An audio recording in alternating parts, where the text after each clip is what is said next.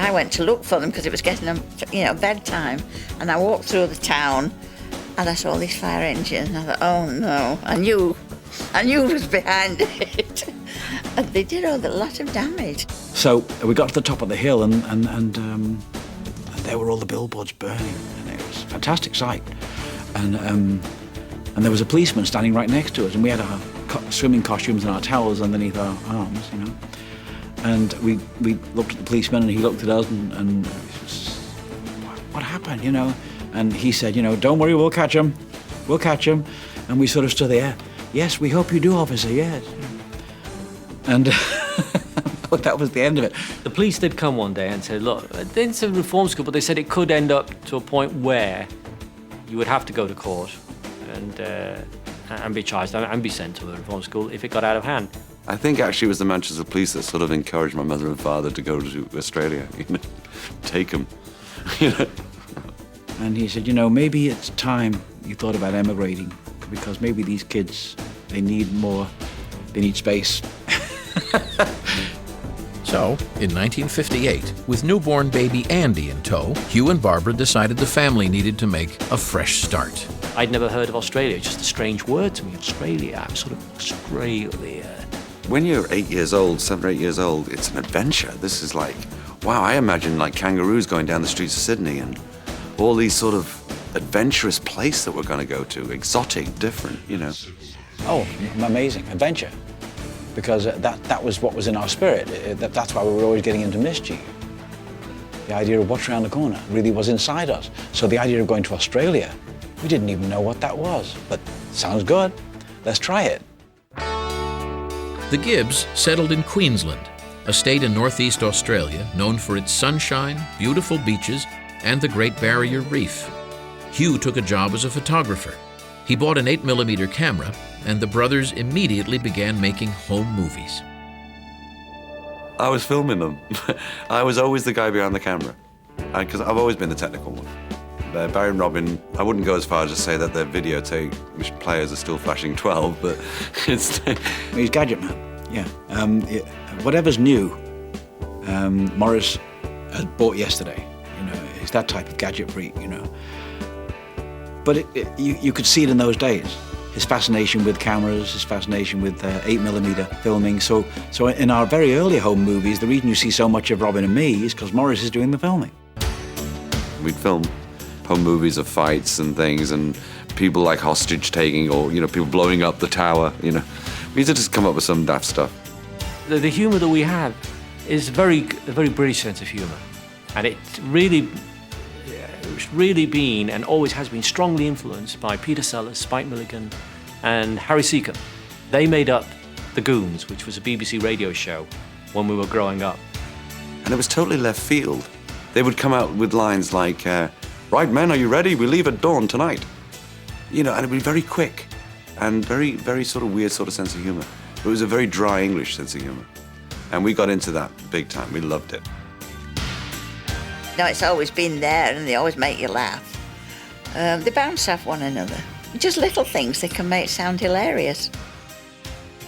In Australia, the brothers continued their quest for fame. To achieve that goal, they would sing just about anywhere.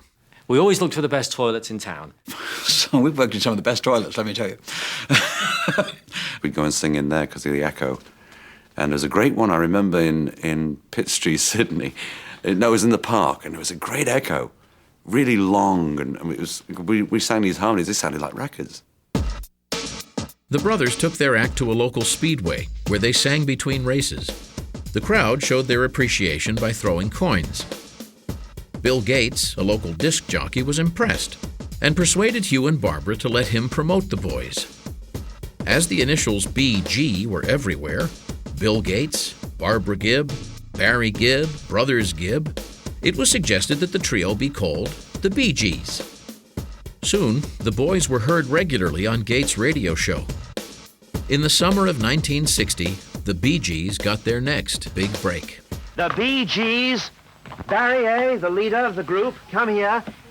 Barry Gibb and your young brothers. Now, come on, who are you? Which is which? You're twins, eh? I'm Robin. Robin? Morris. And Morris. Now, you all sing together, eh? That's right. And your brother, Barry plays. Now, come on up here.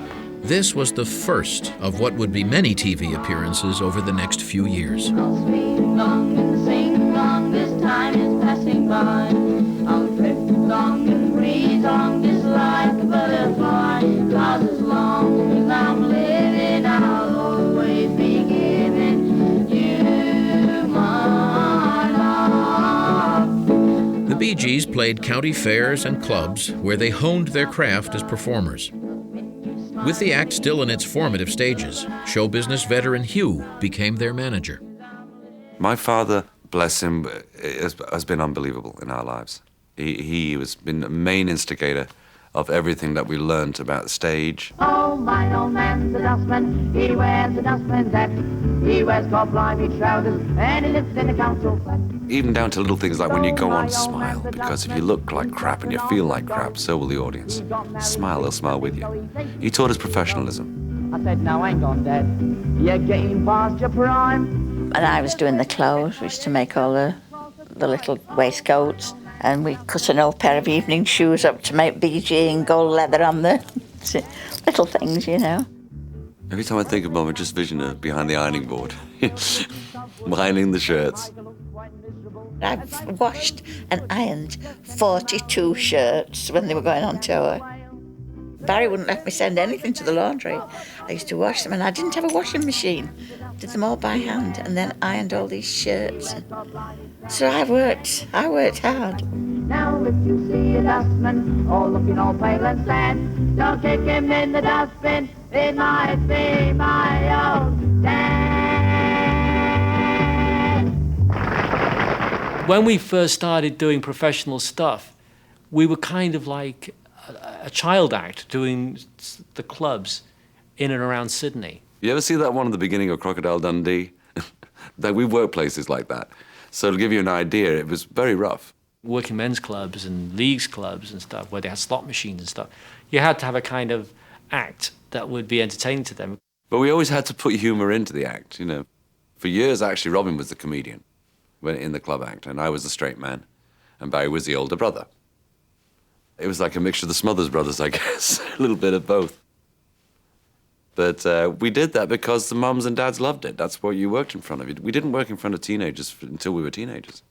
So Morris would have a tie that would go up, you know, and sort of a tie with an erection, if you will. Or if you won't, you know.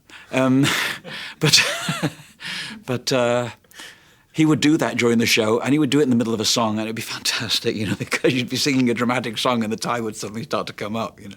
And I think the audience loved that stuff, you know, because it's the last thing they expect in the world. So unexpected humour is the best.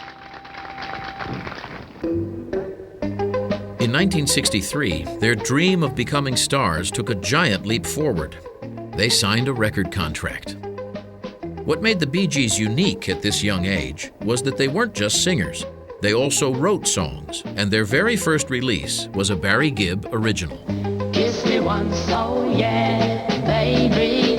Kiss me twice, oh yeah, crazy.